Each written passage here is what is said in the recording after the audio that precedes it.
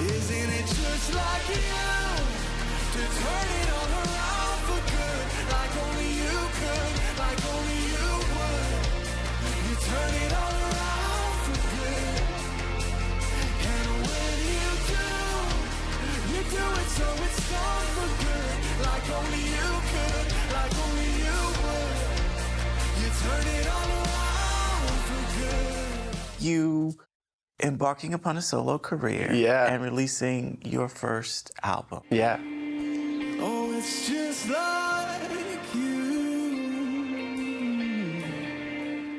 25 tracks. I must say, when I read 25 tracks, could you make a bigger debut? Yeah. Buried in a garden where you wept in blood and tears. The album I started quite a while ago. Maybe, Okay. I mean, some of the songs have been in existence in some form for about 10 years, but I really started working on the record about 3 years ago. Well, you didn't bring me this far just to bring me back. I guess I just wanted it to show all the sides of myself. And as I wrote one song, I was like, well, I can't write that and not write about this. And then I was like, I wrote this song, I was like, okay, well, if I do that, I probably should do this. And it just kept like kind of filling in that regard. But I know you're able. Like I was just having, maybe you hear, a lot of this is in the album, but I was wrestling with God. Won't you call me onward? Oh, won't you call me onward? And so I embarked on this album to try and flesh a lot of that out. And I guess be almost as public about it as possible. It's almost like the whole album is almost oversharing, because I was like, this is how I'm feeling, and if I can just be entirely transparent about it, maybe it's going to help someone else. And sometimes I feel like I don't. Fate's more than feeling. It's like seeing the invisible. These are the ones that I think show all these different sides of what I was feeling, and there's resolve. You know, there's hope. There's pushing towards, I guess, fighting. There's a line right at the start of it that says, if faith is a fight, I'm going to win. And I remember writing that in kind of the worst sort of place, but I was like, I'm gonna get there. I'm gonna get through this. Whatever you want, your will is worth the test. When it's yes. The resolve isn't even necessarily, here we are, we've arrived, life's great. It's like, the resolve is, oh, this valley's not gonna kill me. Like, I'm gonna get through the other side.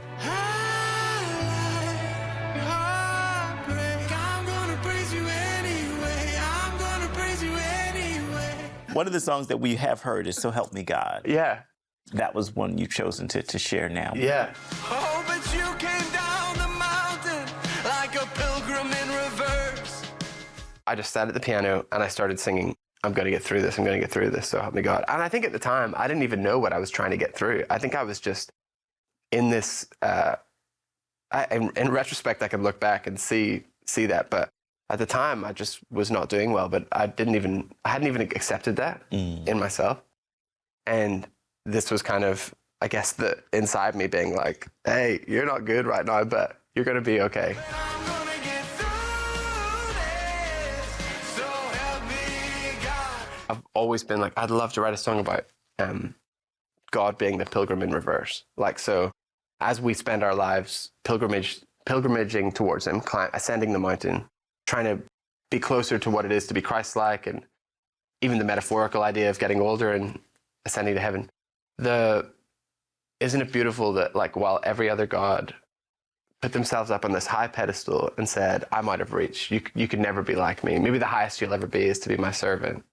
Where our God, Jesus, he came down the mountain like a pilgrim in reverse. Yeah. Met us at the bottom and then helps us walk all the way back up. Or maybe you'll move it, but either way I get through it. We'll spend our lives trying to in the ascent. Yeah. But we have this help the whole way. So help me God.